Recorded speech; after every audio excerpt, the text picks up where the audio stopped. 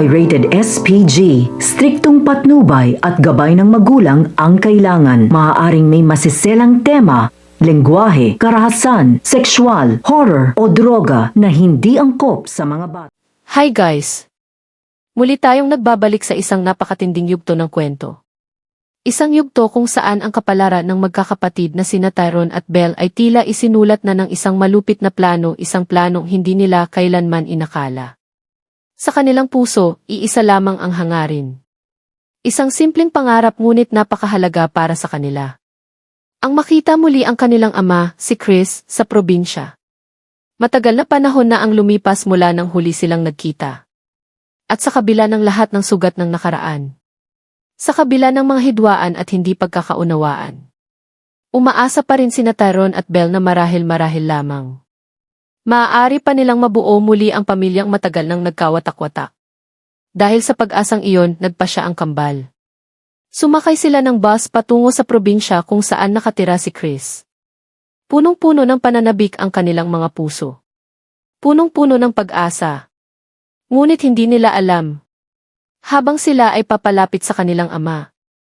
May isang tao naman na lihim na naghahanda ng isang madilim na bitag para sa kanila.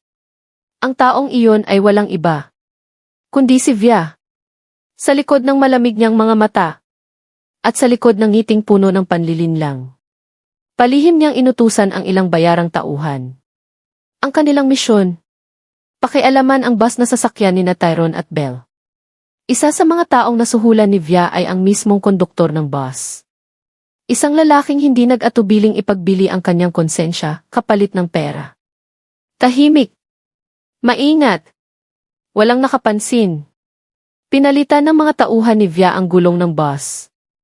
Ang matibay at ligtas na gulong. Pinalitan ng manipis at sirang gulong. Isang gulong na hindi kayang tumagal sa mahabang biyahe. Habang papalayo ang bus mula sa lungsod. Habang pumapasok ito sa paikot-ikot na kalsada sa bundok. Walang kamalay-malay ang mga pasahero.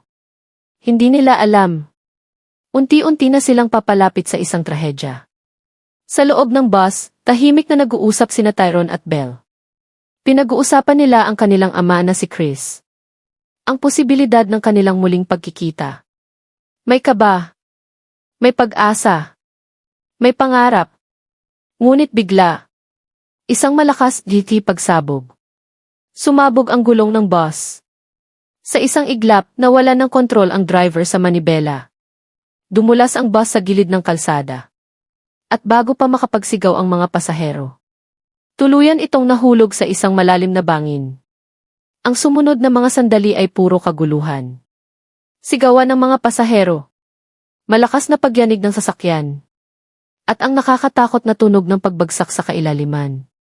Isang trahedya. Isang bangungot. At sa trahedyang iyon, kabilang sa mga malubhang nasugatan sina Tyrone at Belle. Samantala, si Roselle ay walang kaalam-alam sa nangyari.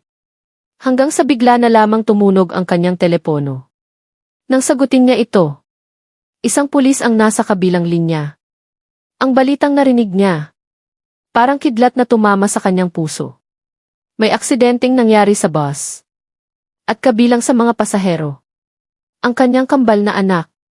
Sa sandaling iyon, tila gumuho ang buong mundo ni Roselle. Halos hindi na siya makahinga habang nagmamadali siyang pumunta sa ospital. Ang bawat hakbang sa pasilyo ay puno ng takot. Takot na baka huli na ang lahat. Sa kabilang banda, nakatanggap din ng tawag si Chris. Nang marinig niyang ang kanyang kambal na anak ang nasangkot sa aksidente. Tila tumigil ang kanyang mundo. Bigla niyang naalala. Posibleng papunta sa kanya ang mga ito. At ang pag-iisip na iyon. Nagbigay sa kanya ng matinding guilt at takot. Agad ding nagmadaling pumunta sa ospital si Chris. Ngunit nang magkita sila ni Roselle sa pasilyo. Sumabog ang galit. Walang babala. Malakas na sinampal ni Roselle si Chris. Ang kanyang mga mata ay puno ng luha. Puno ng put. Sinisi niya si Chris sa lahat ng nangyari. Para kay Roselle, kung hindi sana sinabi ni Chris ang lokasyon ng kanyang tirahan. Hindi sana naglakbay ang kambal. Hindi sana nangyari ang trahedyang ito. Ngunit sa kabila ng galit ni Roselle, alam ni Chris ang katotohanan. Hindi siya ang may kasalanan. Ang totoo, si Bildon ang tumawag sa kaibigang doktor ni Chris upang alamin ang address nito sa probinsya. At iyon ang dahilan kung bakit nalaman ni Tyrone at Belle kung saan pupunta. Habang kritikal ang kondisyon ng kambal, araw at gabi namang nagbabantay si Roselle sa ospital. Hindi siya umaalis sa labas ng silid ng kanyang mga anak. Nagdadasal, umiiyak, umaasa. Sa kanyang puso, gumawa siya ng isang pangako. Kapag nakaligtas ang kanyang mga anak, gagawin niya ang lahat upang mapasaya sila. Wala na siyang ibang hihilingin. Kaligtasan lamang nila. Samantala sa kabilang panig ng kwento, ibang emosyon ang nangingibabaw kina Via at Milan. Habang nag-uusap ang dalawa, walang kahit kaunting pagsisisi sa mukha ni Via. Nang tanungin siya ni Milan kung alam ba niya ang nangyari sa kambal. Ngumiti lamang si Via. Isang malamig na ngiti. At buong pagmamalaki niyang inamin. Siya mismo ang may kagagawa ng lahat. Sa sandaling iyon, napagtanto ni Milan ang katotohanan. Si Via ang nasa likod ng trahedya. Samantala, si Tali ay nagtungo sa Flower Cave upang hanapin ang kanyang ina. Ngunit sa halip na sagot, pangungutya ang sumalubong sa kanya. Sinabi pa ng mga tauhan doon. Kahit naroon ang kanyang ina, hindi siya haharapin ito. At doon din niya nalaman ang balita. Ang nangyari kina Tyrone at Belle. May pangungutya pang sinabi ang mga ito. Na baka iyon naman talaga ang gusto niya. Sa kabila ng galit na matagal ng kinikimkim ni Tali laban kay Belle, hindi niya pa rin napigilan ang makaramdam ng lungkot. May kirot sa kanyang dibdib. Isang kirot na hindi niya maipaliwanag. Dahil dito, hinanap ni Tali si Milan.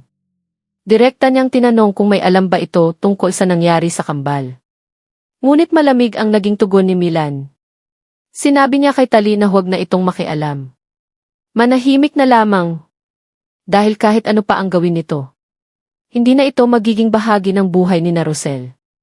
Habang nangyayari ang lahat ng ito, patuloy na nagbabantay si Roselle sa ospital. Isang gabi, habang nakaupo siya sa gilid ng kama ng kanyang mga anak, napatulog siya. Pagod, luha, pangamba. Ngunit bigla, nagising siya. May napansin siyang gumalaw. Si Belle. Unti-unting nagmulat ng mata si Belle. At kasunod nito, nagising din si Tyrone. Para kay Roselle. Iyon ang pinakamalaking himala na kanyang nasaksihan. Agad niyang niyakap ang kanyang mga anak. Umaagos ang kanyang luha. Ngunit ngayon luha ng saya. Dumating ang mga doktor. Sinabi nila na stable na ang vital signs ng dalawa. Ngunit kailangan pa rin silang ilipat sa EHI upang mas mabantayan ang kanilang kalagayan. Sa gitna ng emosyonal na tagpong iyon, biglang pumasok sa silid si Chris. Nang makita niyang gising na sina Tyrone at Belle, hindi niya napigilan ang mapaluha. Lumapit siya. Hinawakan ang kanilang mga kamay. Sa kanyang puso, pakiramdam niya ay nabunutan siya ng napakalaking tinik. Inamin pa niya. Nakampante siyang umuwi sa probinsya noon. Akala niya ay ligtas ang kanyang mga anak. Ngunit ngayon, ramdam na ramdam niya muli ang responsibilidad bilang ama. Narinig iyon ni Roselle. At sa unang pagkakataon matapos ang lahat ng galit, bahagyang lumambot ang kanyang tinig. Sinabi niya kay Chris, hindi nito kailangang umalis agad. Dahil kailangan din siya ng kanilang mga anak.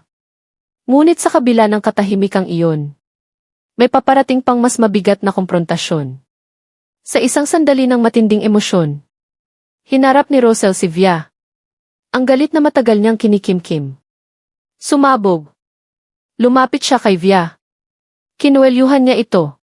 Halos mawalan siya ng kontrol sa sarili. Sa isang iglap, tila handa na si Roselle na gumanti sa lahat ng sakit na idinulot ni Via sa kanyang pamilya.